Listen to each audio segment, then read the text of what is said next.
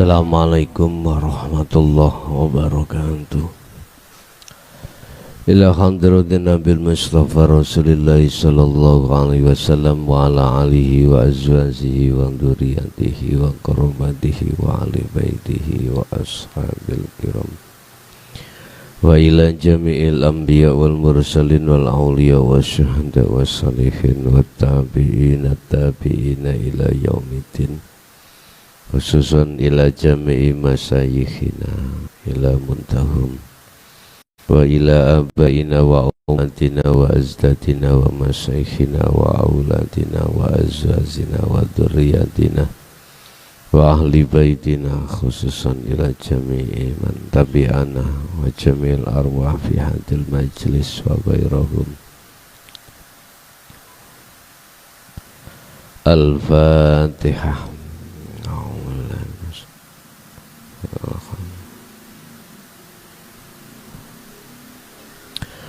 Bismillahirrahmanirrahim. Alhamdulillahirabbil alamin wa bihi nasta'inu ala umurid dunya waddin. Asyhadu an la ilaha illallah wa asyhadu anna Muhammadan abduhu wa rasuluh. Allahumma shalli wa sallim wa barik alaihi wa ala alihi wa ashabihi ajmain, amma ba'du. An Abi Muhammadil Hasan bin Ali bin Abi Thalib. Hadis dari Abi Muhammad Al-Hasan Ibni Ali kang dadi anak lanange Ali bin Abi Thalib, sibti Rasulillahi kang dadi putune Kanjeng Nabi, wa raikhanatihi lan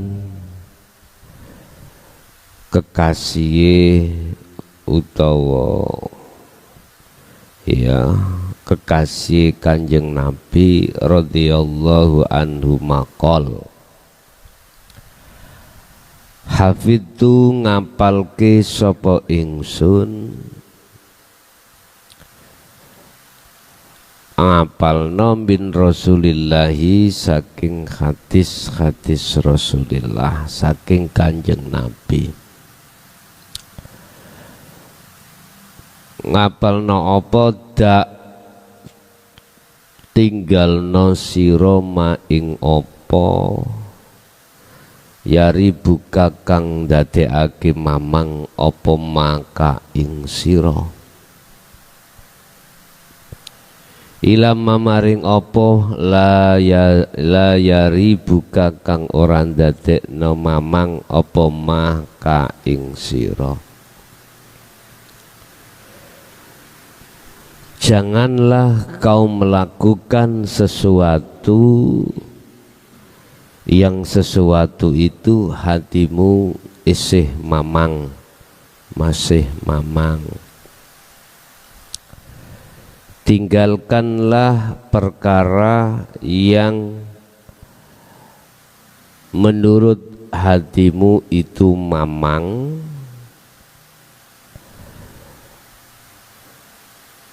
setelah ninggalkan sesuatu yang mamang, maka lakukanlah sesuatu yang tidak mamang bagi dirimu. Maksudnya apa di situ? Di dalam kehidupan kita sehari-hari, Bapak Ibu, perkara perbuatan apapun yang akan kita lakukan, tatkala didasari ruhaniyah itu duduk di takhalli, pasti di situ akan diridu oleh nafsu dalam dirimu. Itu pasti. Pengriduan nafsu dalam dirimu itulah yang menjadikan dalam hatimu ada sifat asyak, sifat mamang. tinggalkan perbuatan yang seperti itu, tinggalkan.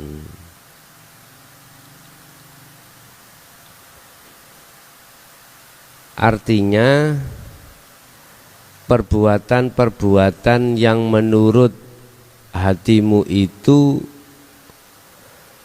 masih ada unsur iman selain Allah, tinggalkan. Berarti apa? Ruhaniyahmu itu harus duduk di tajalli.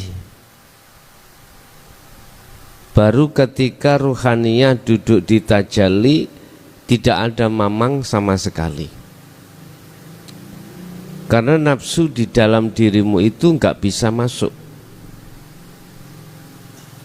Sebab apapun perbuatan, manakala ruhaniyah duduk di takhalli, ini yang menjadikan ruhaniyahmu itu jadi mamang ada di situ. Akhirnya ketika saat hasil dari satu perbuatan itu, hatimu akan ada rasa khawatir, rasa takut, bahkan rasa tidak nyaman. Nah, ini tanda kalau ruhaniyah itu ketika berbuat sesuatu itu masih ada pengeridunya hawa nafsu. Dak ma yari buka, tinggalkan itu. Berarti jangan pernah melakukan sesuatu yang sesuatu itu ruhaniyah jatuhnya, imannya ada di takhalli. Ada satu iman selain Allah yang melakukan. Apakah itu perbuatan yang ada kaitannya dengan bisnis, apapun itu. Kadang-kadang kan ada yang tanya, niki kula ajengi dodolan iki prospek ke depan bagaimana? Kula ajengi melgawe mau mendirikan opo tah opo gitu, prospek ke depan bagaimana? Gak usah sebetulnya ditanyakan, gak usah.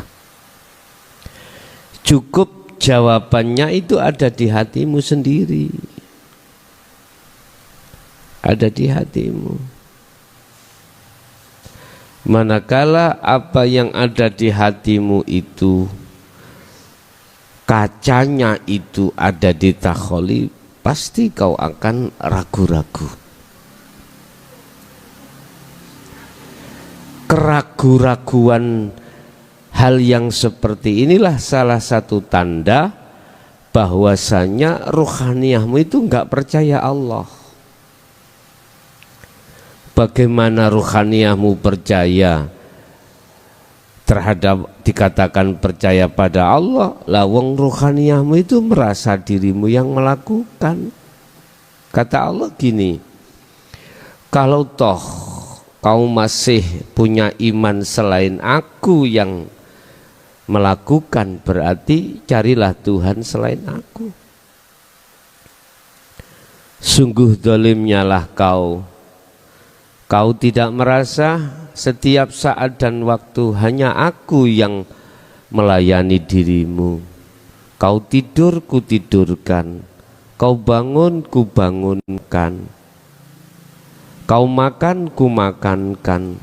Kau napas, ku napaskan. Kau bisa melihat, kau lihat, ku lihatkan. Kau bisa mendengar, ku dengarkan. Apapun, sehingga teganya kau gak percaya sama aku. Nah, cari sana Tuhan selain aku. Itu Allah. Cari kemana? Amin. Kadang-kadang kita tidur itu Biasanya kita bangun jam 1 malam, jam 1, 2 sudah terbiasa. Kadang-kadang itu kayak anak ada yang bangunkan, gitu dah. Kayak ada yang bangunkan. Kita tidak terasa kalau yang bangunkan itu Allah.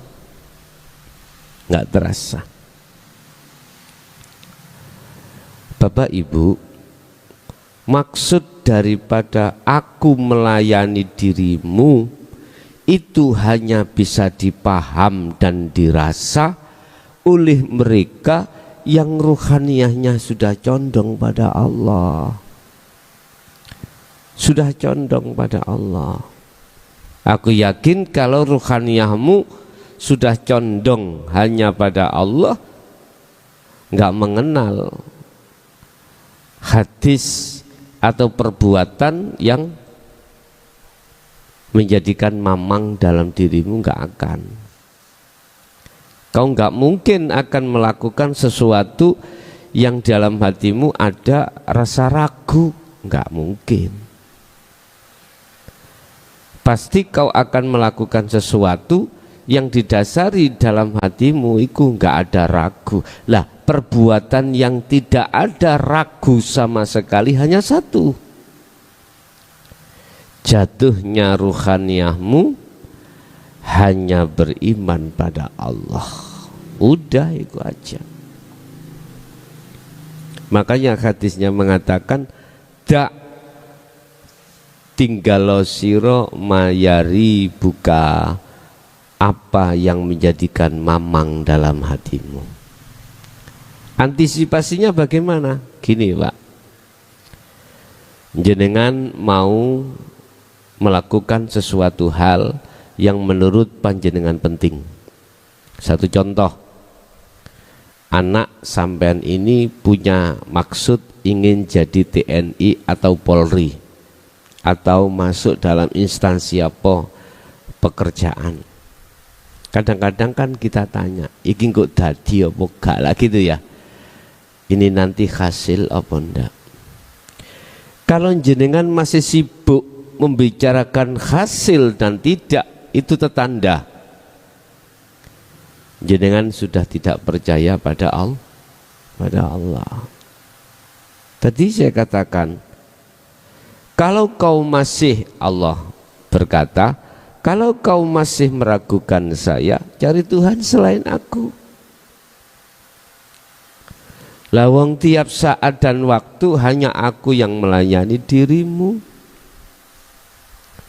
Aku tidak melayani dirimu saja, seluruh makhluk sak dunia aku sing melayani. Lewat sifat kuasakulah semua makhluk di dunia ini bisa aku layani. Kok cik tega-teganya kau hanya urusan itu aja sudah lari dariku. Nah, gitu. Karena cara sana cari Tuhan selain aku. Nah, gimana kalau kita digitukan Allah? Kita nggak ada benarnya Pak Bu, nggak ada benarnya. Selalu salah dan salah di mata Allah. Oleh sebab itu lewat hadis ini memberikan satu pelajaran terhadap kita bahwasanya jangan sekali-kali satu perbuatan sekecil apapun kita dasari dengan ruhaniyah duduk di takholi, tetapi lakukanlah ruhaniyah duduk di tajalli. Kesimpulan, apapun yang dihadapkan Allah terhadap kita, innama amwalukum wa akhwalukum wa auladukum fitnah. Apapun yang dihadapkan Allah terkait masalah keadaan, terkait masalah perbuatan, terkait masalah lingkungan, itu semata-mata Allah nguji terhadap hambanya. Yang isinya ujian, liyab luwakum, ayyukum ahsanu amala, supaya apa perbuatan apapun, af'al apapun, keadaan, semata-mata menjadikan rohaniyahmu sadar bahwasanya tidak ada Tuhan kecuali Dia yang melakukan. Terus akhirnya bagaimana? Kesimpulan akhir tergantung Anda masing-masing. Saya ulangi, innama ahwalukum apa? Innama auladukum wa akhwalukum wa amwalukum fitnah. Semua apa yang dihadapkan Allah, baik itu sikon, kondisi apapun, Pak, kondisi cocok dengan hati miturut manusia atau tidak, atau anak, ataupun istri, suami, ataupun af'al, keadaan, pekerjaan, itu semata-mata Allah hadirkan fitnah sebagai ujian. Yang semata-mata maksud Allah liyabluwakum ayyukum ahsanu amalah. Semata-mata itu untuk menguji terhadap dirimu, betulkah di situ akan menjadikan satu perbuatan dalam hatimu terhadap Allah duduk di tajalli atau tidak. Semua kesimpulan itu terhadap Anda masing-masing. Liyabluwakum ayyukum ahsanu amalah, semata-mata kau supaya melihat sesungguhnya hanya Dialah sebagai yang berperan satu-satunya. Ini kalau tidak didasari dengan tauhid dinul haq, nggak mungkin jenengan bisa masuk di ranah tajalli. Oke, itu Bapak Ibu apa isi materi dalam hadis yang ke-11 ini ya.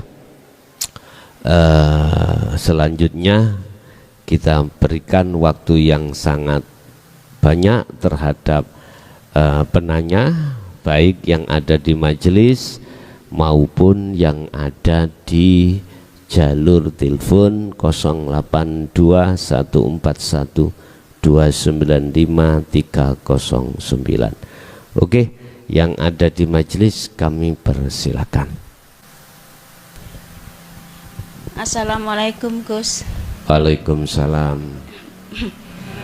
Iya, mau tanya, apakah siksa kubur itu yang disiksa jasadnya atau ruhnya? Tolong perjelas secara syariat dan secara hakikat. Makasih. Nggih. Dalam satu keterangan yang disampaikan dalam satu keimanan di jalur syariat, bahwasanya yang disiksa tidak hanya jasmaninya saja tapi ruhani. Di situ diterangkan ketika saat para penziarah meninggalkan satu langkah dari makom tersebut, maka malaikat mungkar nakir itu datang. Sebelum datang, Allah mengembalikan ruh itu terhadap jasad.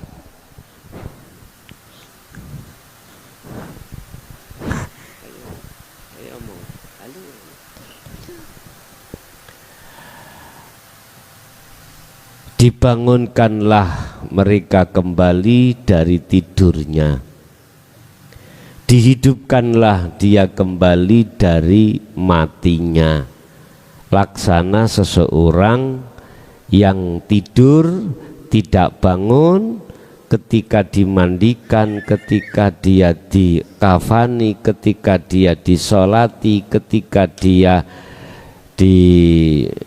dikuburkan, dia seakan-akan laksana seorang yang bermimpi. Ketika sudah para penziarah itu meninggalkan satu langkah dari kuburnya, maka dia dibangunkan Allah. Ketika dia bangun melihat kiri kanan tidak ada siapa-siapa, terkejutlah dia melihat kondisi sekitarnya seperti itu, dan dia berkata, tolong bukalah semua pintu yang ada di kiri kanan saya, terasa gelap. Iku katanya. Lah ngoten nggih? Katanya tuh, katanya. Semua yang bercerita semua katanya. Iya dan tidaknya kan kita nggak pernah membuktikan, ya gitu.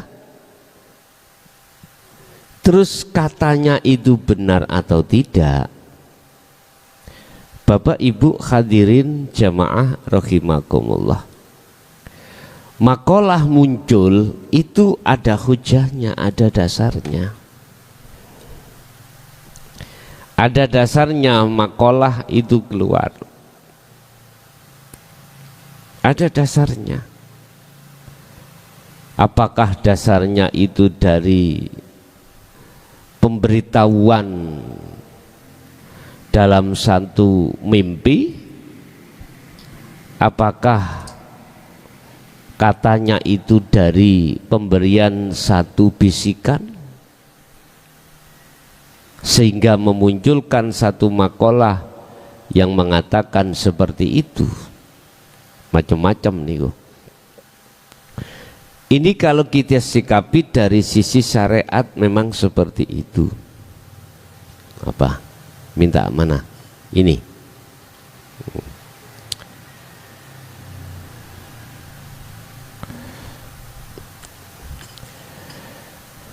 Syariatnya kita dipaksa untuk beriman, Bapak Ibu, hal seperti itu.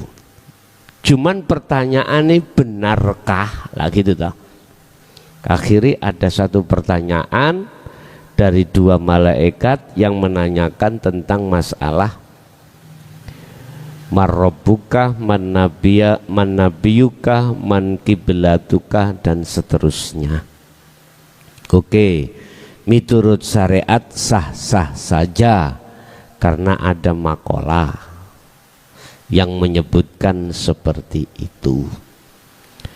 Tetapi bagaimana dari sisi hakikat supaya jenengan iki estu walaupun katanya itu biar tahu tidak katanya?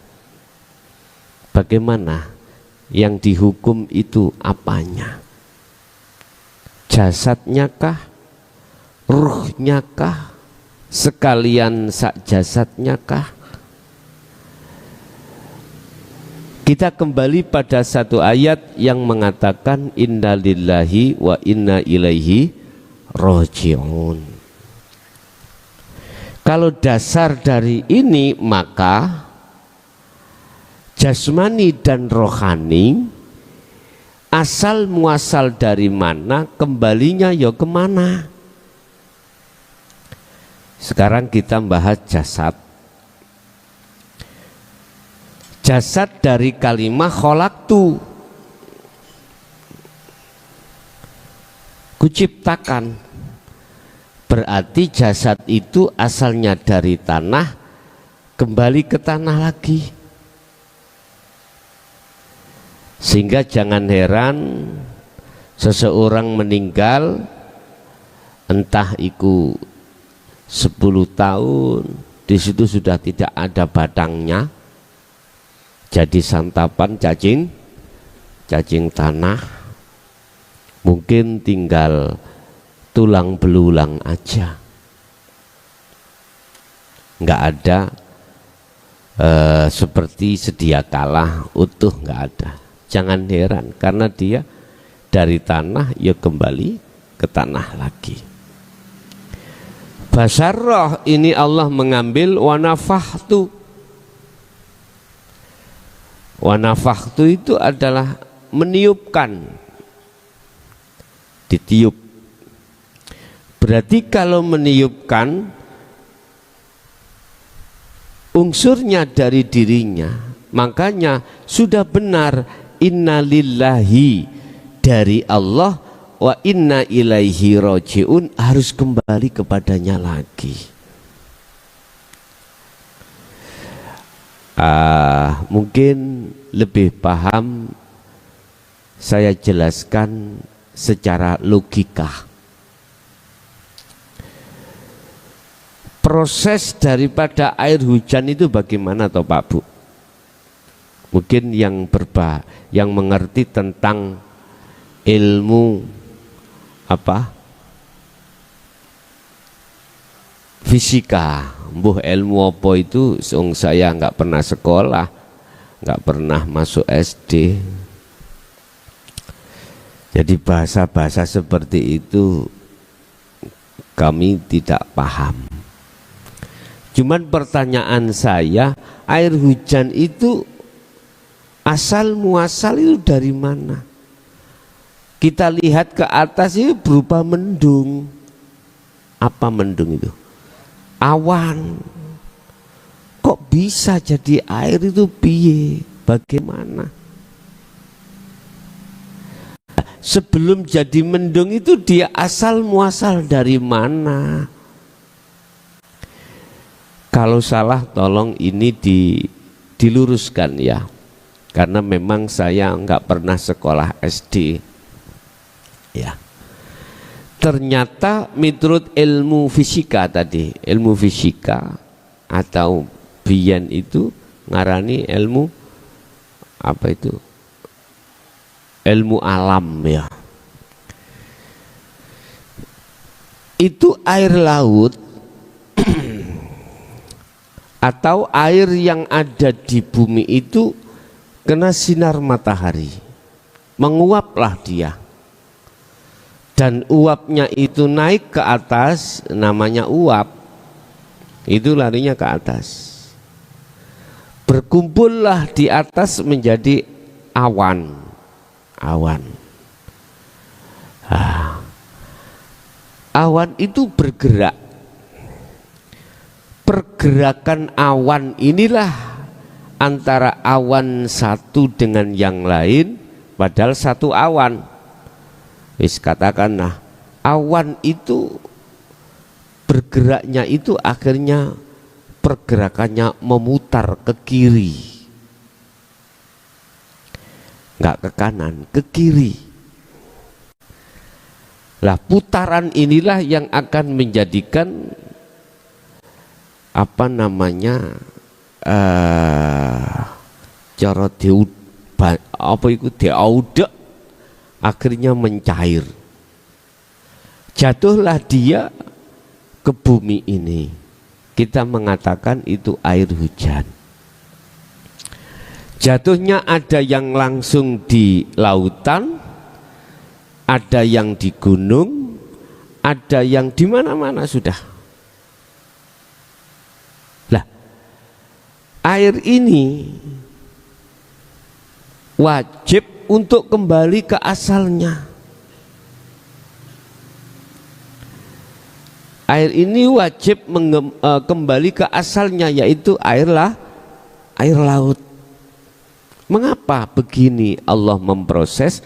Itu di situ ada rahmat.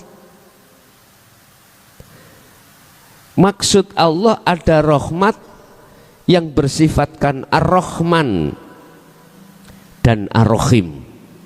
Wujud ar-Rahmannya adalah asalnya ini air asin tidak menjadi asin, sehingga bisa dimanfaatkan oleh makhluk di bumi ini. Jadi Allah memproses namanya air laut yang asal muasal itu asin, terus di atas ketika saat menjadi gumpalan awan itu memutar dengan putaran yang kami tidak tahu berapa kilometernya itu. Putaran-putaran itulah yang memuaikan unsur garamnya itu. Akhirnya ketika jatuh dia itu ke bumi menjadi air tawar. Artinya proses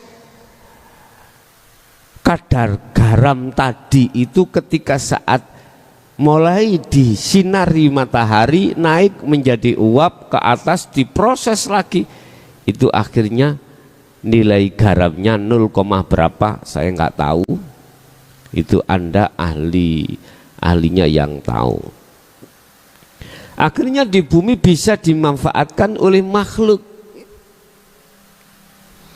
Kita mandi dengan air tawar, kita minum dengan air tawar. Lah, ketika sebelum menjadi, belum sampai ke lautan, air itu macam-macam. Ada yang menjadi air comber, ya, air comber atau air yang sangat kotor. Ada yang menjadi semacam-macam. Ruh untuk kembali kepada Allah itu ada proses memang Bapak Ibu. Ada proses. Ada proses di situ. Ada prosesnya lewat jalan taat. Ya. Jalan taat. Ada prosesnya lewat jalan maksiat. Ada prosesnya lewat jalan balak dan nikmat, macam-macam. Dikategorikan yang disiksa hanya ruhnya secara hakikat, manakala si ruh itu tadi belum bisa kembali kepada Allah itu sendiri. Artinya Bapak Ibu, laksana air.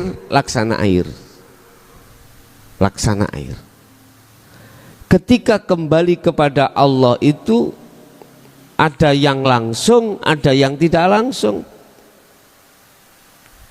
Tergantung apakah menjadi air kotor dulu ataukah menjadi berbagai macam proses dulu, terserah. Sama dengan ruh itu. Cuman intinya begini Pak,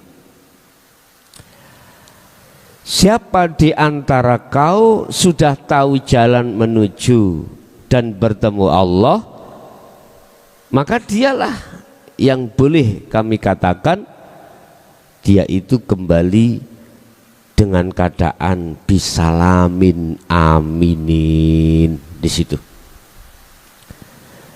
bahasa Allah telah meletakkan terhadap si ruh itu, matanya ruh itu sudah tidak buta lagi. Matanya si ruh itu sudah tidak buta lagi. Sehingga dengan dasar mangkana fi hadhihi a'ma fahuwa fil akhirati a'ma wa adallus sabila. Tetapi kebalikannya, ketika saat Allah memberikan mata hati terhadap si hamba itu, dia masih dalam keadaan buta, maka disitulah yang kami maksud sebagai ruh yang masih terkendala untuk kembali pada Allah. Laksana air itu tidak bisa langsung untuk bisa sampai pada Allah, masih muter-muter menjadi apa, macam-macam. Jadi yang disiksa secara hakikat ruhaniyah. Bentuknya apa? Bentuknya dia ada di satu alam yang alam itu sangat gelap. bentuk kesusahan di dalam alam inilah yang kumaksud sebagai penyiksaan Allah. Sama halnya jenengan di penjara. Di penjara itu tidak bisa Anda keluar, Bapak Ibu, nggak bisa. Kiri kanan atas bawah belakang depan kau nggak ada jalan yang bisa dibuka, nggak bisa.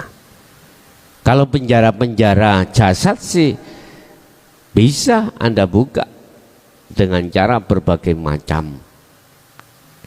Kalau penjaranya ruh yang disebut barzah, pembatas antara alam dunia dan alam akhirat, di situ tidak akan pernah bisa. Kecuali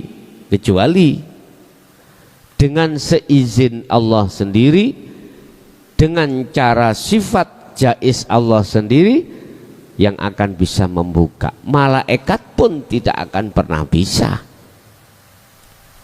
Lah, bentuk Anda tidak bisa keluar disitulah bentuk siksa daripada ruh itu sendiri.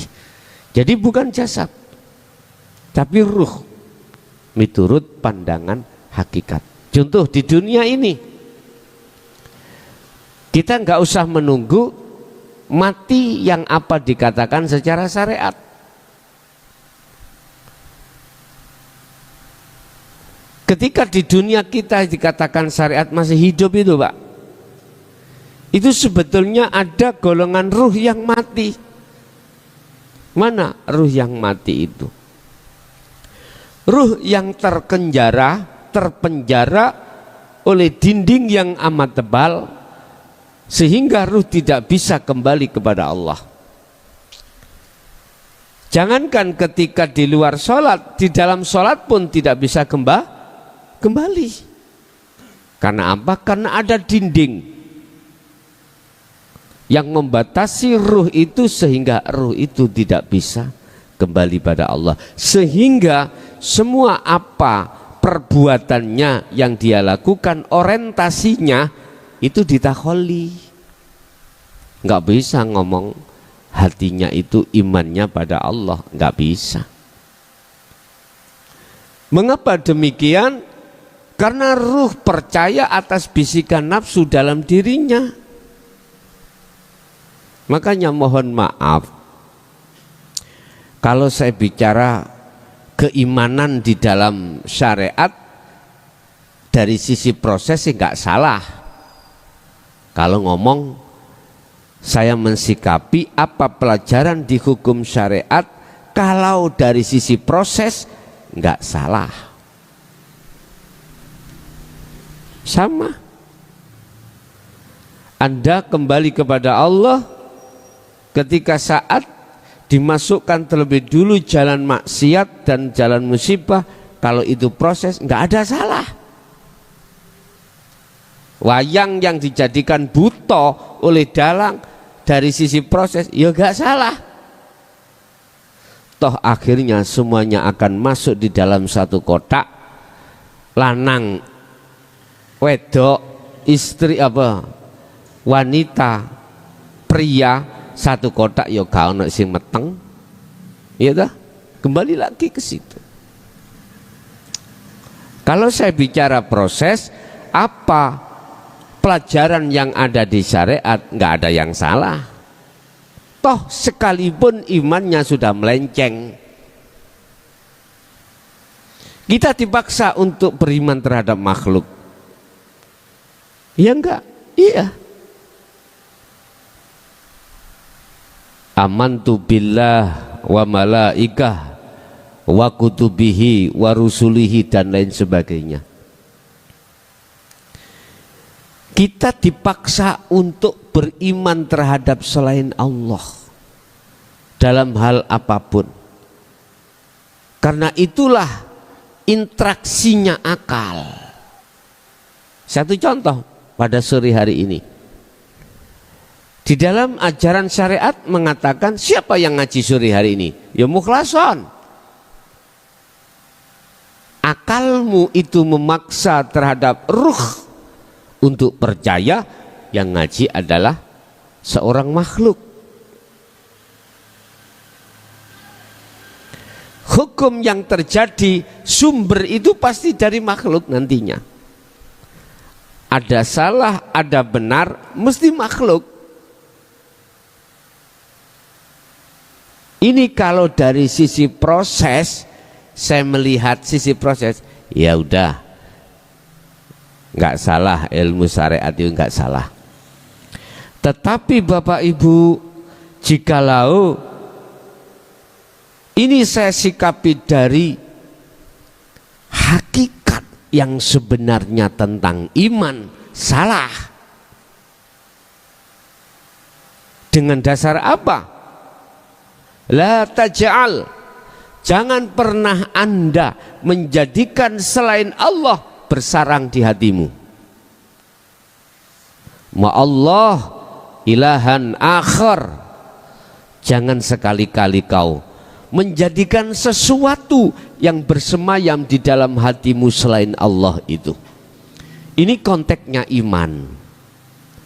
Jangan pernah menaruh keimanan dalam hatimu selain Allah atau hidup dalam segala hal apapun. Apapun tanpa kecuali. Siapa yang menjadikan lidahmu itu manis, madu? Nggak boleh gitu itu.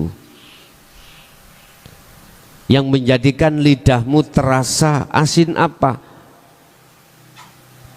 Garam, nggak boleh. Kalau disikapi hakikat loh ya. Sehingga syariat mengajarkan ngomong madu. Kalau itu proses, saya maklumi. Masa sih proses sampai tuwek? Hah? Proses mestinya ya bentar aja lah. Proses sampai tuwek, sampai umur 80 sik proses. Jadi ada taman kanak-kanak, ada taman kawak. Nah, iki masa imanmu itu masih tetap saja sesuai dengan yang didengungkan di dalam hukum syariat. Jangan. Kita sudah tua, Pak. Kita sudah mau mati. Kita sudah bau tanah. Bagaimana kita bisa kembali kepada Allah?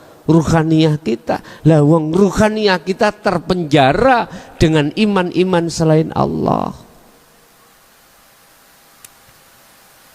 Ini fakta dan kenyataan memang seperti ini.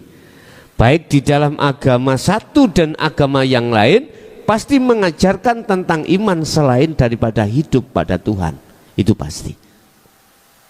Itulah sebenarnya ruhaniyah kita itu ada di alam barzah, ada di satu penjara.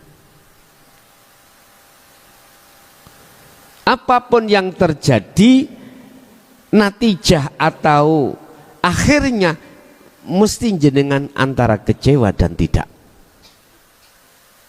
Segala perbuatan apapun. Karena mukaddimah kita, awal kita, ruhaniyah duduk di takholi, tidak ada kejelasan antara ya dan tidak, akhirnya itulah yang disebut perbuatan yang mamang. Mamang. Inilah bentuk ruhaniyah kita di penjara. Kalau di dunia masih seperti ini, maka pindah alam pun juga begitu. Coba kita urai alam ya. Pertama, lukot goib, alam di mana ruhaniyah tidak mengenal apa-apa, hanya mengenal Allah, Sang Yang Tunggal. Dia nggak butuh ini, nggak butuh itu dan macam-macam. Itu alam lukot goib itu adalah alam di mana si Nur Muhammad ini belum dinamai ruh, belum. proses pindah alam, alam rahim. Alam rahim pun disebut sebagai ruh. Itu enggak butuh apa yang ketika saat di dunia ini. Dan apa kelangsungan di alam rahim, Allah sudah jamin tanpa si jabang bayi itu minta-minta. Gak usah minta-minta, sudah disiapkan Allah. Bentuk lewat nutrisi vitamin yang ada di ibunya, dan ibunya itu juga ada kaitannya dengan nafkah yang diberikan oleh sang suami. Oke. Setelah dipindah alam dunia ini, bagaimana? Berkecamuklah ruhaniyah itu, kepingin ini, macam-macam. Dah. Bentuk kepinginan ruhaniyah kita terhadap perkara apapun selain Allah, itu bentuk bahwasanya kita telah membangun penjara sendiri. Saya ulangi, ruhaniyah berkeinginan terhadap perkara selain Allah itu bentuk secara langsung atau tidak langsung ruhaniyah telah membangun penjaranya sendiri. Oke. Setelah itu Allah memberikan petunjuk ilmu untuk merobohkan bangunan yang sudah kita bangun. Alasan inilah kebanyakan manusia tidak mau. Mengapa aku bangun kok tak rubuhkan? Lah gitu toh. Oleh karena dia ketidakfahaman dari sebuah ilmu itu dan didorong oleh bisikan nafsu, maka dia sampai kapanpun tidak akan pernah mau. Padahal di situ maksud merobohkan adalah konteks keimanan dari takholi untuk menuju tajalli. Akhirnya apa, Pak? Bangunan nggak pernah roboh, otomatis tambah kuat bangunan itu. Bukan bangunan tembok ini loh, Pak ya. Paham ya maksud saya nggih?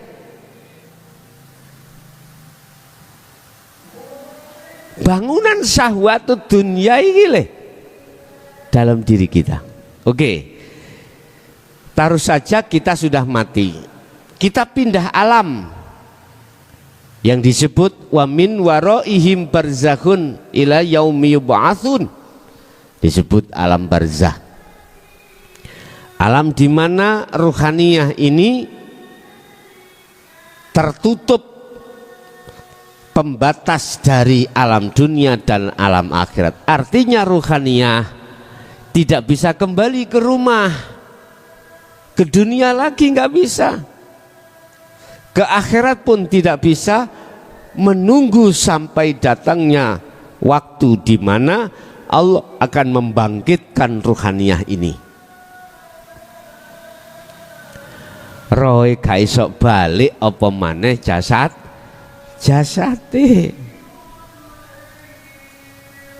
Udah. Ini golongan mereka-mereka yang kami maksud sebagai ruhaniyah yang dipenjara. Beda keterangan dengan golongan mereka yang ruhaniyah itu sudah merobohkan penjaranya. Berarti saat di dunia barzah kita sudah tiada. Bagaimana mungkin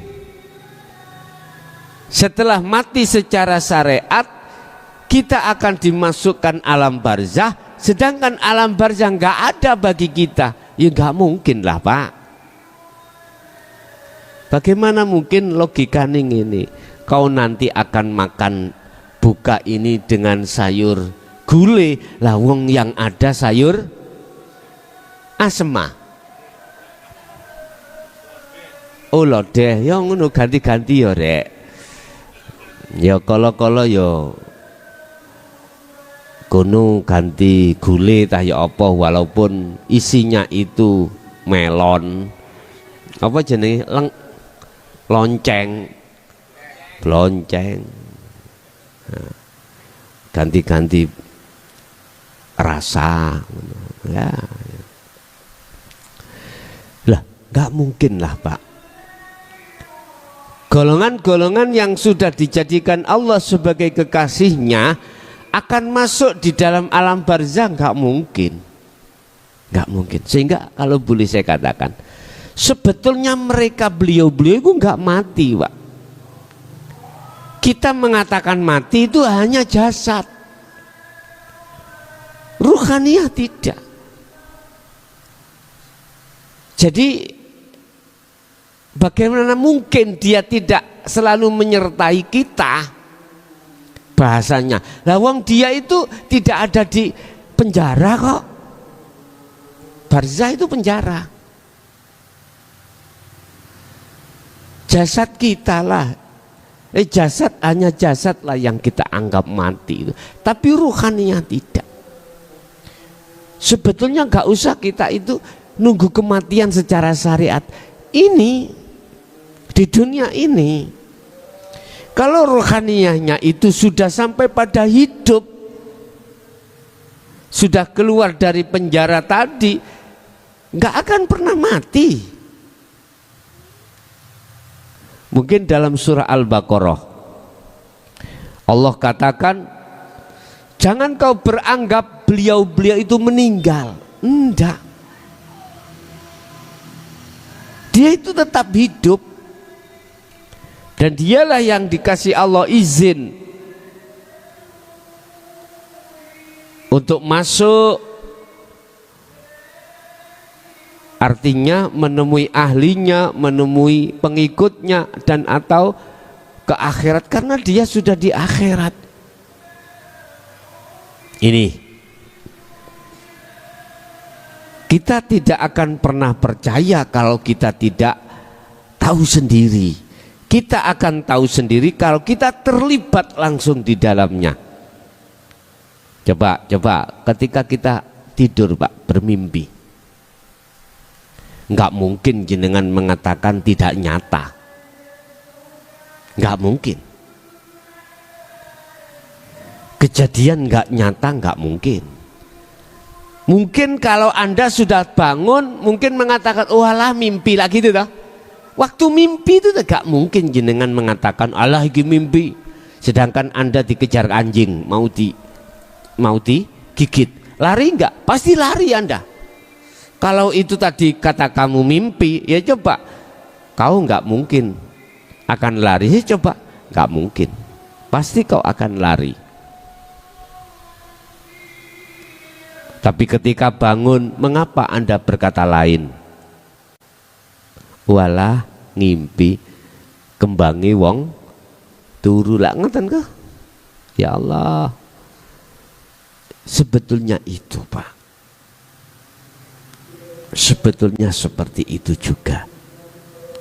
Kita sering diberikan Allah ayat-ayat di dalam alam ini, cuman kita yang kurang paham.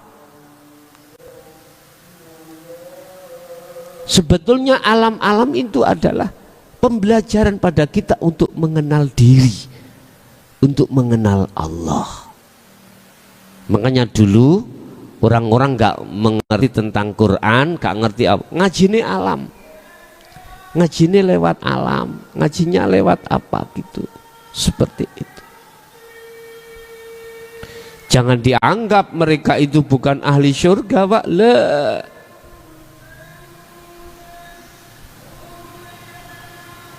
Yang tercipta di dalam hatinya, yang terkandung karakter adalah budi luhur.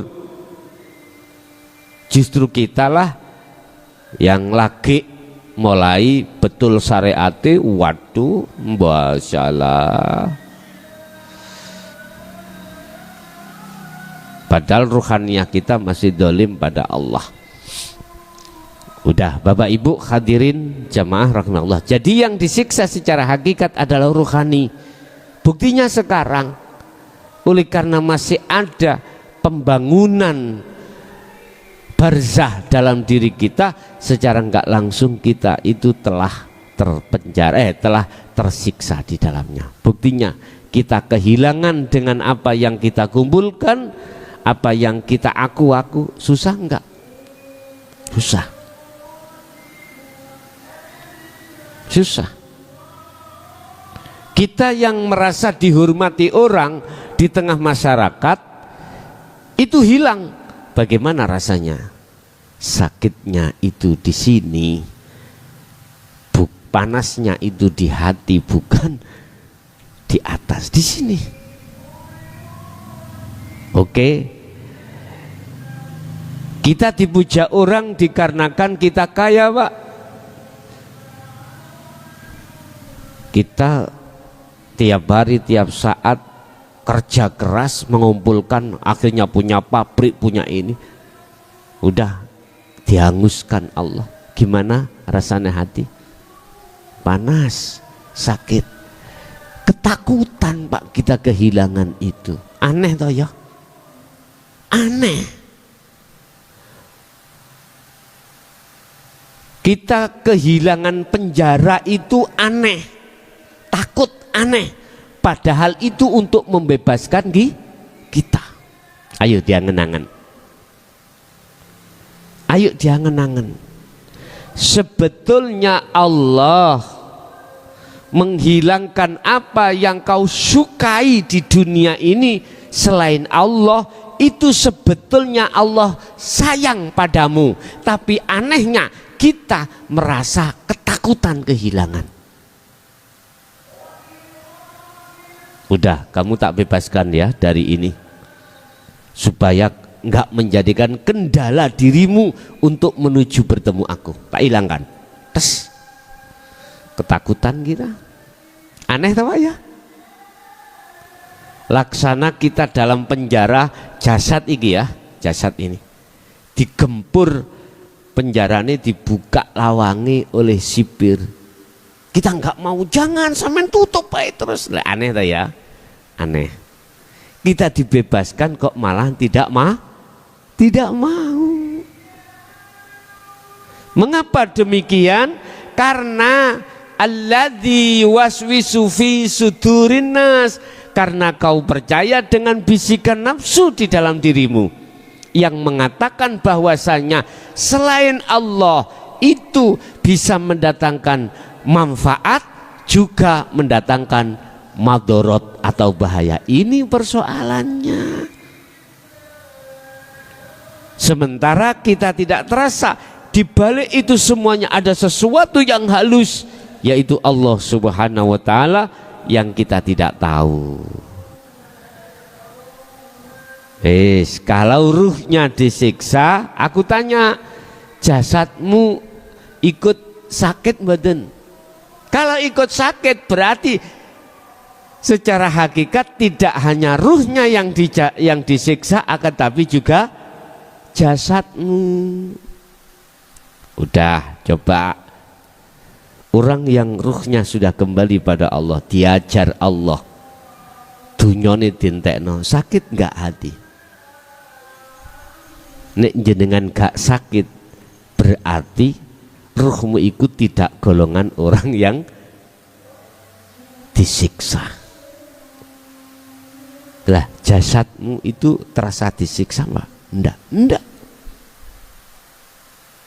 Intinya gini, Pak, Bu, saiki ning dunya, di dunia Anda itu diuji Allah lewat kelangan bojo. Sakit enggak ruhaniyahmu, hatimu?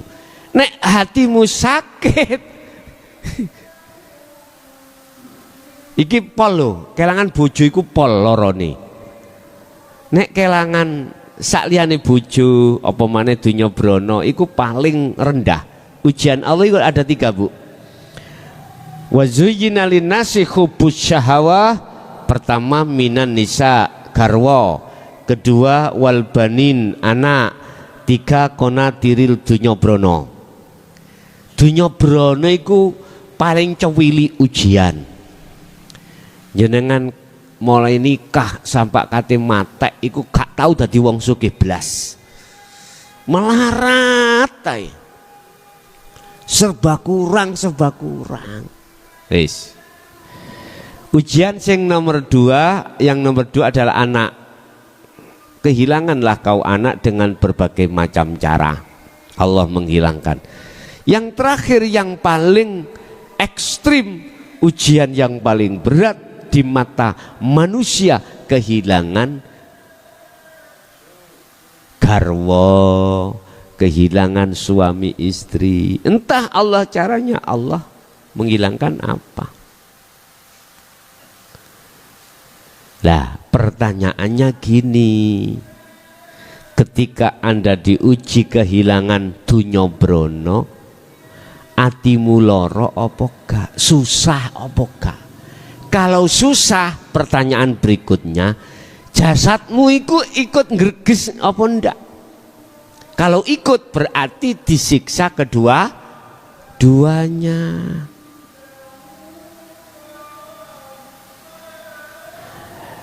Penjaranya dunia itu gak sebesar penjarane anak.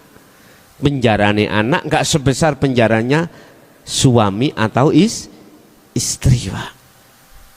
Lebih tebal lagi. Jadi tergantung, Pak. Tapi secara hakikat itu nyerangnya terhadap siksanya ruh dulu. Kalau ruh tidak apa-apa, nggak terasa susah gelisah, jasad pun tidak begitu. Berarti nggak ada yang disiksa, nggak ada. Mengapa tidak terasa sakit, tidak terasa susah? Karena itu golongan Anda sudah kembali kepada Allah. Mengapa terasa susah, terasa gelisah, dan jasad terasa sakit? Maka itu tanda kalau rohaniah belum bisa kembali pada Allah. Makanya benar apa yang dikatakan syariat, tidak hanya yang disiksa itu jasmani, tapi juga rohani.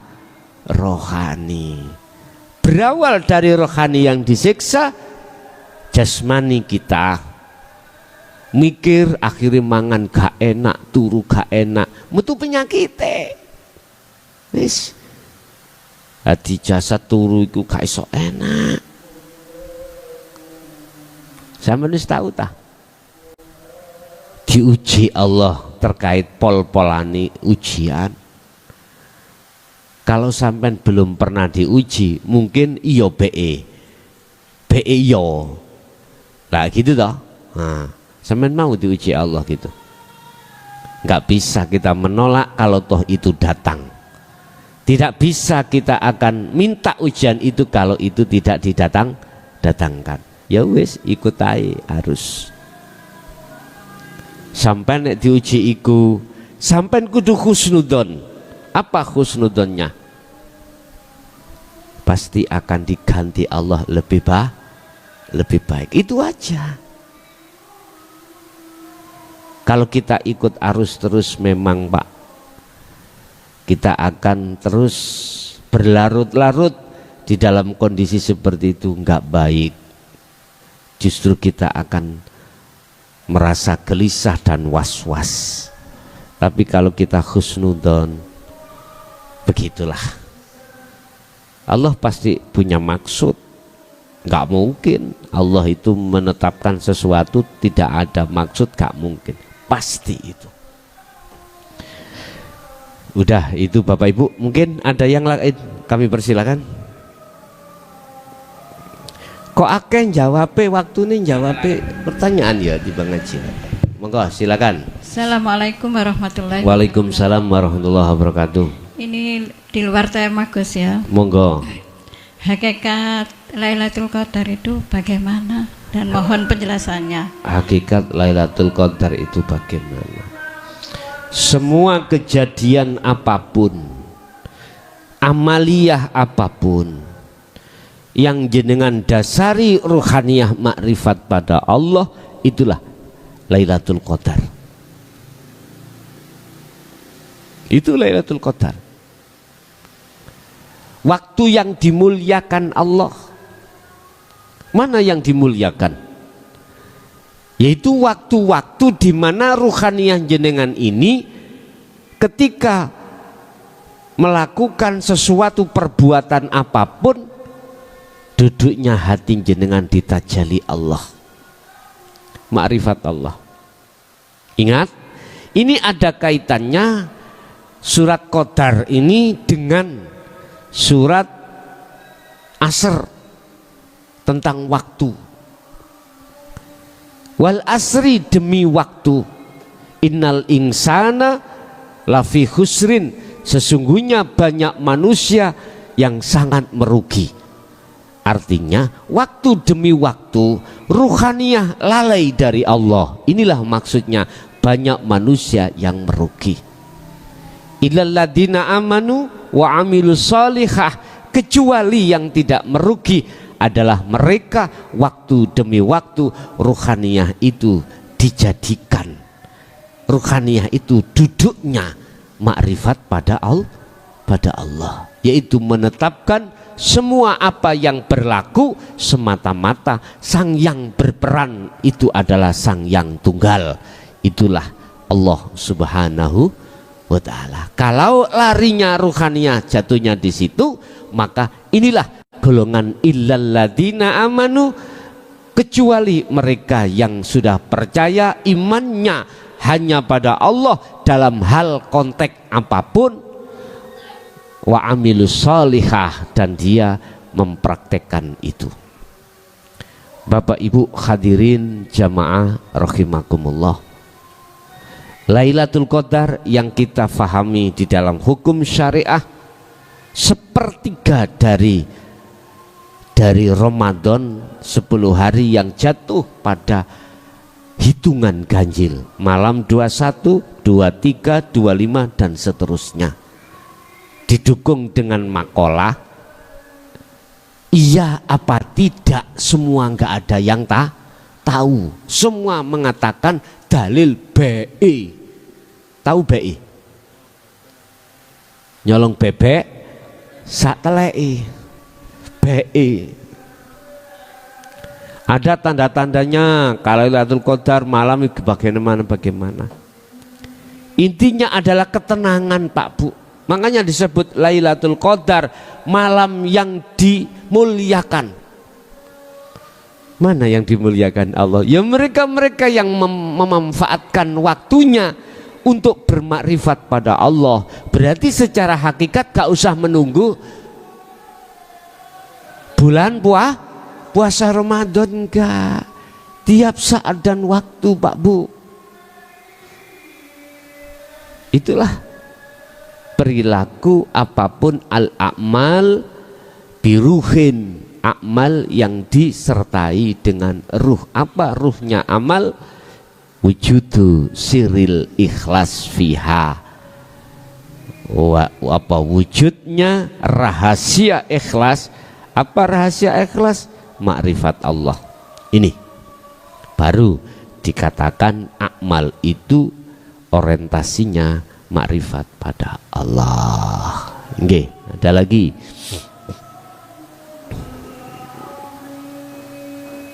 Nah, ini sudah azan maghrib, pas beduk ya. Udah. Semua dari awal sampai akhir apa yang telah disuguhkan Allah terhadap kita jadi satu ilmu yang berguna, bermanfaat pada diri dan anak putu kita ila yaumil qiyamah. Lahumul Fatihah.